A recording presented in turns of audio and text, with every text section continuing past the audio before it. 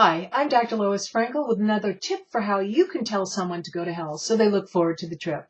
And today I'm going to be talking about the broken record technique.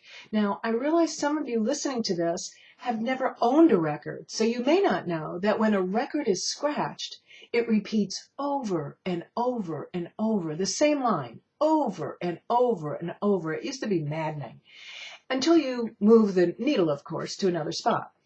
And so sometimes you need to be like that broken record if you want to get the things that you want or to make your point clear. Now, you don't always say the exact same thing in the same way over and over, but you choose different words and you repeat your message as many times as necessary to get someone's attention.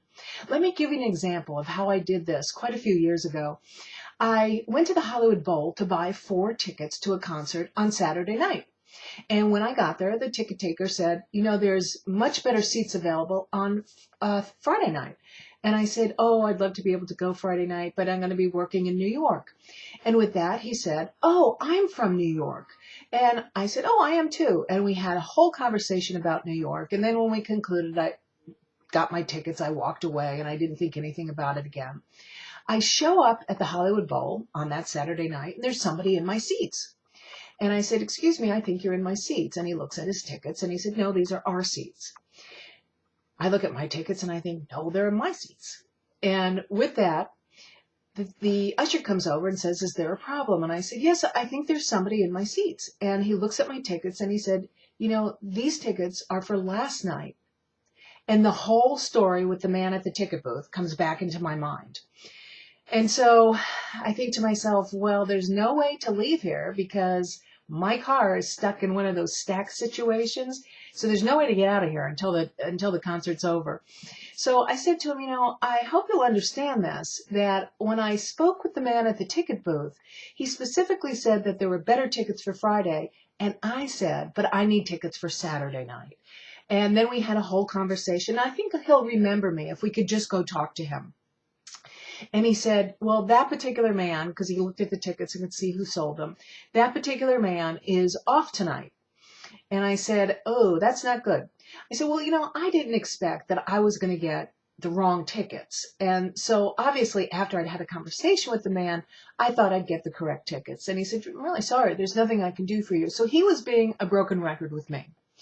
With that, I said, I realize there's nothing you can do. I'm wondering if I can talk to your supervisor.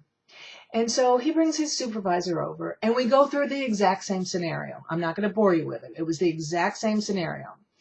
And he very nicely tells me there's nothing I can do. There's a sign at the box office. Look at your tickets before you leave. And I said, I understand that. And I understand there's nothing you can do.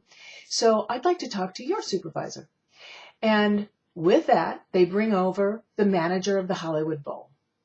And this woman listens to me very nicely, and she repeats the same thing about look at your tickets before you leave the box office. And I said, I understand that policy. And I hope you understand that I didn't expect to be given the wrong tickets, especially after I had a conversation with this man. Now, I'm sorry he's not here tonight, but if he was, he would definitely verify my story. She thinks for a minute, and she said, I'll tell you what, if you're so sure he's going to remember you, then why don't you buy 4 more tickets? And I'll talk to him tomorrow when he's in, and if he remembers you, I'll refund your money. And I think, what? That's a good deal. If I'm so sure he's going to remember me, I should buy 4 more tickets, and I know I'm going to get my money back. So we get 4 more tickets, better seats than what we had to start with, enjoyed the concert. The next morning, first thing, I march over to the ticket booth, and there's the man. As he sees me walking up, he holds his hand out, and there's an envelope in his hand. And he says to me, I already heard the whole story. Here's your money. Now that's how you're a broken record.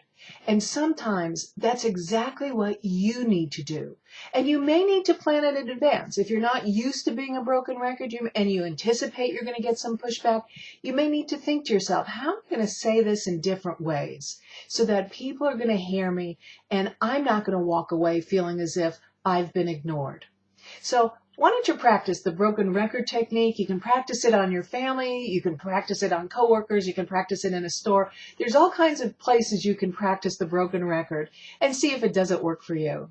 I'm Dr. Lois Frankel, and I'll be back soon with another tip for how you can tell people to go to hell so they look forward to the trip.